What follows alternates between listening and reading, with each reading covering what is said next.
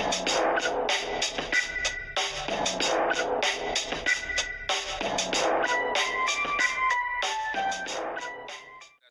called the Showboat in Brooklyn. Anybody remember the Showboat? The Showboat, yeah. Yeah. Another, first night, same thing. That was $200. They booked us. Same thing. Club ended in a shootout. $200, and we were gonna do it $200. And most brothers kind of gave theirs to ODB because he had the children, and kind of like for him it was like that's some Pampers, that's some milk, that's to keep it moving. You know what I mean? So that was in the very beginning phases.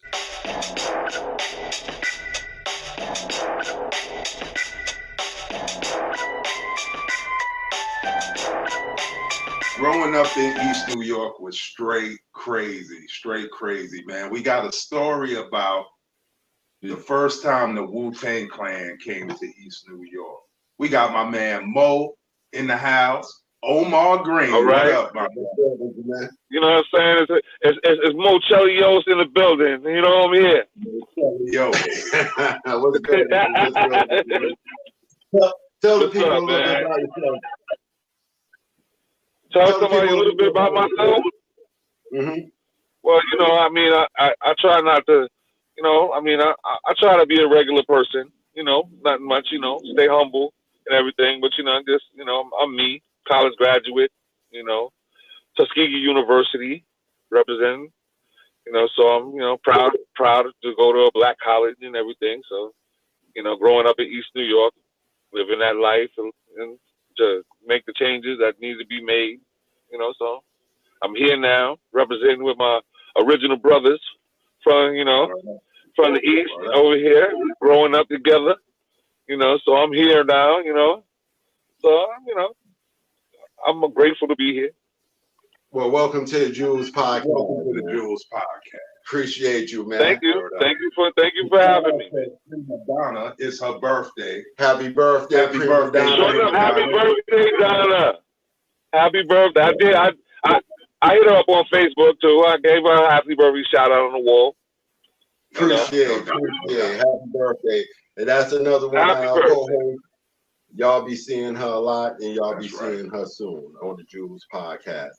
That's right. Let's go into the story about the Showboat and the first time we seen Wu Tang. All right, so first off, right, we was kids when this happened, and we didn't get a chance to go out much. No. But I remember Mom said letting us go, which was rare. Yeah. And I remember going out, getting an outfit. I had some brand new Timberland pants.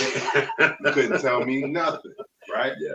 Wu Tang, the Wu was large in our area, because they used to be in our area and they was like family. So for them to come and have their first show in East New York was big for us. Yeah. You know what I'm saying? So it was. Yeah, it was a real big deal. You know what I'm saying? It definitely was a big deal. It definitely was a big deal, I must say. That was about I know. Okay, so I went to high school between 91 through 95. So it had to be in between those years. Like 90. Because I went to college at 96. Okay. I went to 96 to 2000 was my college years. So it had to be in between 91 and 95. True. So we weren't even grown yet. Outside, 17 at the most. And I remember wanting to go to this because Video Music Box and Crazy Sam at the time was popping up at the Showboat, especially, and a whole bunch of other spots. And it had to be like first year in Lane, maybe second year, something like that. We went to Franklin. It could have been 90. It could have been 93. It could have been 93, 94. Yeah, around that time, 93, 94. Because it had to be right before Wu really blew up. It was like they was blown up on the underground. It was before Protected. They were just, you know what I'm saying? It was the only thing that had dropped from the Wu Tang Clan was the Protected Neck and the METHOD Man song. That's right. That's right. So that was, that was bumping at the time. You know what I'm saying? Because even more than the protected neck, the Method Man song was the jump off. You know what I'm saying? Everybody, you know, say we was, you know, it made them real popular. You know, so we, you know, we were, you know, we knew about it and everything, and everybody was around. It was a great time. Word. In the crowd, what I remember was when we got there, right? The crowd outside of the Showboat was crazy. Yeah. And I was running into people who I hadn't seen in a while, people who I was wondering like where they was, school. Everybody was there. Because it was like all the lanes. That's a fact. Everybody was there. Everybody was everybody that I was running with, was there from Lane anyway. Like everybody was there. So that, you know, we had the first 5 rows of the section. We both guarded the first 5 rows of the section, and we were all up in there. Yeah, front row, man. It was all a whole bunch of everybody. You know, we was all there. If you was from the Highland section of the East, you was in the front in the building. That's true. That is true. RZA actually talked about this story on the Breakfast Club. Because it was a wild night. The whole crazy thing, the hypeness, I remember, it went through the school. Like, if you didn't show up to that Showboat thing, you know what I'm saying, to see Wu Tang video, because it was a merger. Y'all gotta understand, we come from an era. I was just talking to Mo the other day about this. It's almost like the 60s where every clique had their own group of freestylers. You know what I'm saying? Right. So we was all little Wu-Tang groups in our own areas, if it felt like it. You know what I'm saying? So hip hop was a little different. You know what I mean? So it was a different time. Everybody was on it. It wasn't social media, but we was ready to go. You know what I'm saying? I mean, people didn't even really know exactly who was in the Wu Tang Clan. You know what I'm saying? We would sit there, you know, because y'all knew, because your cousin was doing the beats and all that stuff. You know, we was, you know, saying, telling people that we was down with the Wu Tang Clan, and people was running up to us like oh my goodness, like y'all Wu Tang Clan and everything. You know, you know. But now hold on, we wasn't ever in the Wu Tang Jews. Not at all. We were never Wu Tang, but it was little tiny strings of connections. We just was our family and friends was part of it. We do know family. That's right. That was part of it. The older, your older family. You know what I'm saying? They was affiliates. You know, but we had an inside track on what was going on, and we was having a good time. And do any of y'all remember the name of the group that was up there? Whack. Roughneck Soldiers. Roughneck Soldiers. Now hold on, I ain't trying to throw a whack ass group on Queens, but I'm pretty sure they was like the Rough. They was from Sunset Park. Sunset Park. From Sunset Park. Yeah. Well, Sunset Park. Y'all was looking Roughneck Soldiers. Right. For real. Right. Didn't nobody want to see the Roughneck Soldiers. And we was having a good time until this man right here start chatting Wu Tang. Wu Tang. It was Kenny. Kenny said, "Get out of here with all that whack shit. We want the Wu." Okay. But not to say. You know what I'm saying? I felt what he was doing. But not to say, not for nothing. They weren't that bad. The Roughneck Soldiers was not that bad. They were deep to be on that stage that night. You know what it was? It's just that everybody came to see the Wu. Yeah, but you know what? Also, we were very young. And we didn't. I didn't know the format. We had to wait for the Wu and undercard. We had to sit through and all that stuff. It was our first concert. Promotion or whatever. So that was, we can throw that in there. But the place got straight bananas once the crowd started yelling, "Wu Tang, Wu Tang, Wu Tang." The whole crowd yelled it. The whole crowd was yelling. Yo, these niggas shot in the crowd. Dude, wasn't they swinging the what do you call it? The mic stand. They had a flag. They had a flag. But it was like not just a. It was a 2-piece flag. Like so when you extend it from left to right, it showed the Roughneck Soldiers like their emblem, like what they blew up. So they had there was people holding it up on both sides to show their emblem and stuff like that. They put it together. They put it together. Whoop.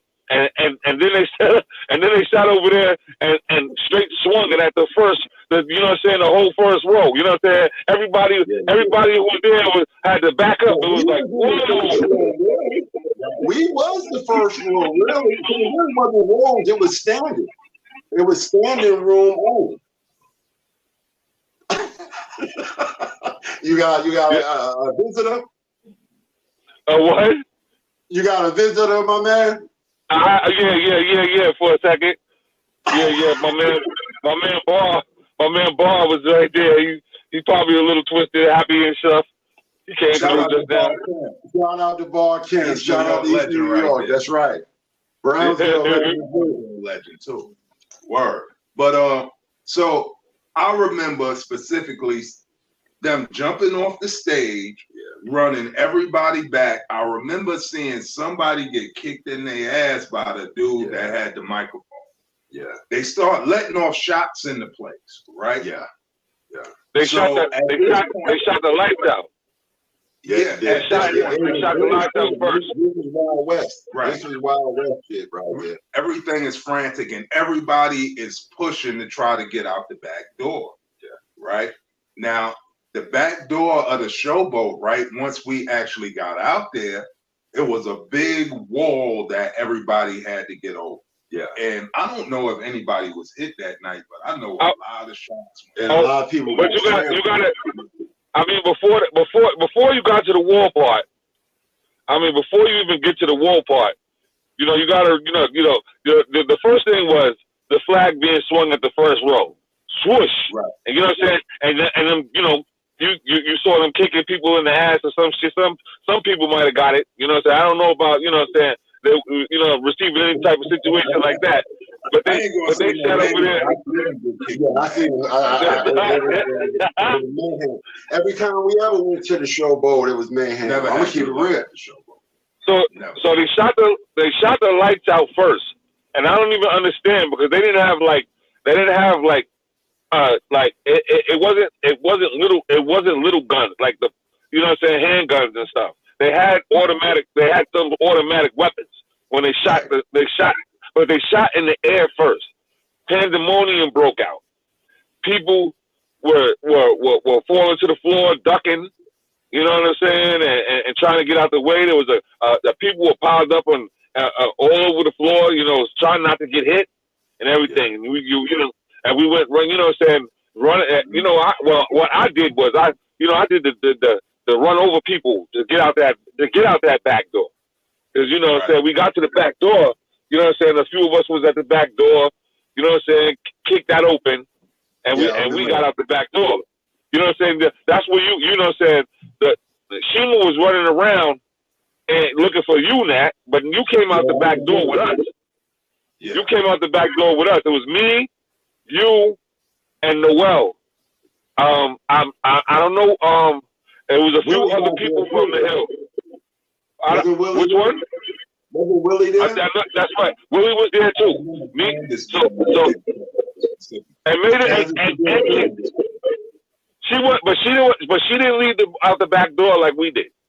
Remember, she was stuck in the basement. She was stuck in the basement or something with Kabul. Didn't we use like a dumpster? It wasn't a dumpster. It was somebody's car parked back there. Didn't we have to jump on top of somebody's car to get over that wall? To get over the wall? Remember, that's crazy. I mean, no, that was because when we came out the back door, there was a roof. The wall. You know what I'm saying? It's kind of like a roof, and the wall had barbed wire on it. Yeah. You know what I'm saying? Right. it was the barbed wire and everything. And, you know, we were like, you know, 90% of us was like skinny dudes. Like, well, not, you know what I'm saying, you know, type of thing. So we, hopped over the barbed wire. You know what I'm saying? That's what, you know, that's how we were getting free and everything. We hopped over because at first we were, when we came out the back door, we were standing there. You know what I'm saying? And somehow or another, them dudes came out the back door. Some of them dudes was out the back door. You know what I'm saying? So, you know what I'm saying? We made the plunge and the jump. Whew, everybody went over. You know what I'm saying? Nat was kind of Nat was the big guy at the time. Nat was very heavyset. You know what I'm saying? He was you know what I'm saying? You was a big guy when we were younger. You know, real big. You know what I'm saying? So you was like, you know, you like was like, I can't make it over. I can't make it over. You know what I'm saying? And in fact, you know what I'm saying? The fact that barbed wire was there, which was dangerous, it actually probably saved your life and saved you from having broke legs, like when you landed or something like that. You were hurt. You definitely were hurt. You know what I'm saying? You was cut up, but the barbed wire caught you. Because as you went down the wall, the barbed wire caught you, and you were hanging by the barbed wire. Got you off the ball. I don't even know where this is. And he was laughing at the same time. He was like, me and the world started laughing. Me and the world was laughing hysterically, right? Because that was hanging in the air by the barbed wire and shit. And that shit was crazy. Because you know what I'm saying? He's a big guy. He was hanging out there. He was hanging by his ass. With the barbed wire. And that said to us,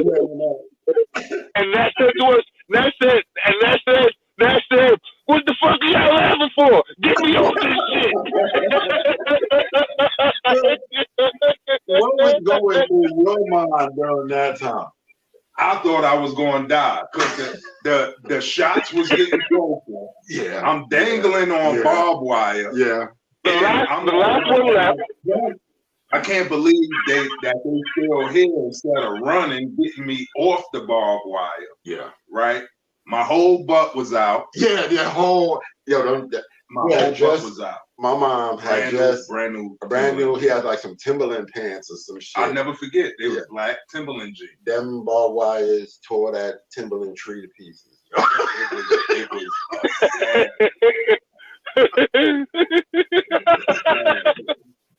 a sad thing. But either the RZA or the Roughneck Soldiers owe me a pair of Timberland. That's right. We got home safe. Everybody was accounted for. Yeah. None of us was hurt. But we laughed about it. Maybe because we were so young and everything. Right. We laughed about everything. Huh? We laughed about everything. You know, everything that happened. You know what I'm saying? It might not have been funny, but we always were laughing about it. Anything, you know what I'm saying? You know, things were just, we had laughter through bad events.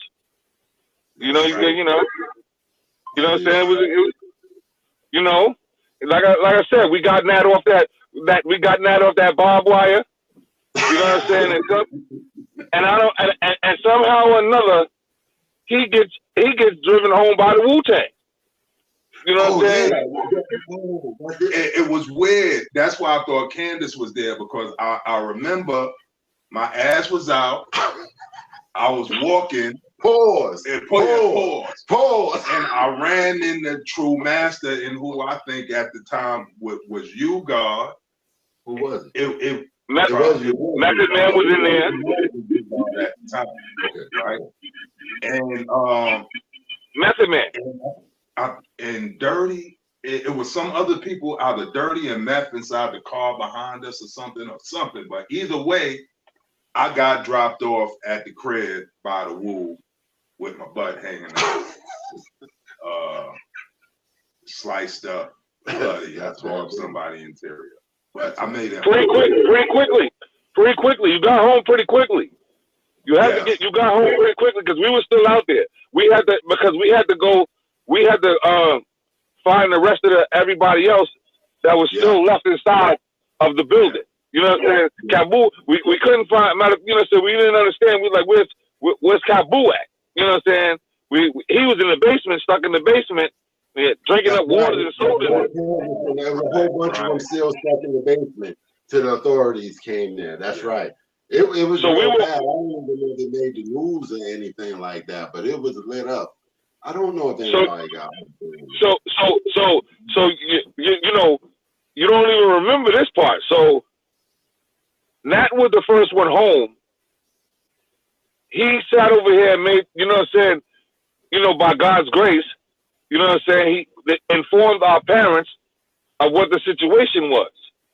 You know what I'm saying? I don't know if you rang bells. I guess you rang everybody. You got everybody's parents up in the middle of the night. And before you knew it, there was a line of cars that pulled up. Yeah. Like you know what I'm saying? Before we even knew what was going on, everybody, all our parents pulled up. You know what I'm saying? To the Showboat. That's you know. To make sure everybody made it home safe. Now, which was great, and we was wondering if that was okay, but we knew that, you know, he made sure that, you know, because it had to be you. You're the only person that was, you know what I'm saying, that made sure, you know what I'm saying, that our families knew what was, you know, that we were in, you know, having problems out there, you know. So and they came and like I say, they came very quickly. You know what I'm saying? So from the time that Nat had to get home quick, because we had to, you know, Nat got home quickly, you know what I'm saying? But we had to get, you know, Nat out of there because he was hurt. We didn't realize he was hurt as bad as he was hurt, because he was really, you were really cut up bad. You know what I'm saying? But the barbed wire actually saved you from being, you know, probably your legs broken or something like that. You know what I'm saying? So that, you know, so it like, you know, like we were laughing.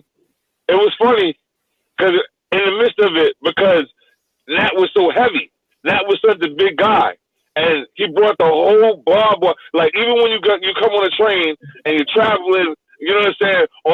And you can look and see, like as you coming up the J train, like when you're on the J train, you look to the side and you can see the back wall of the Showboat, and you can see that the barbed wire was brought down. You could always see that. You know what I'm saying? And we knew, you know what I'm saying, what happened. You know what I'm saying? So it was very, you know, Nat did that. And when you and the barbed wire, you was hanging, but you was still a little bit low, not to the ground, but you was hanging. It was amazing to see you hanging like that. You know what I'm saying? The realistic. It was like something like oh my goodness, like, you know what I'm saying? So you know what I'm saying? We you know, we looked, and you know, we were young little kids, teenagers.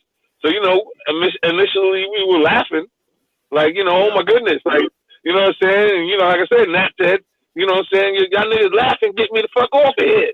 You know what I'm saying? Which we got him off, you know, but, you know, got him off. And that was, you know, that was good. That was good, but not good.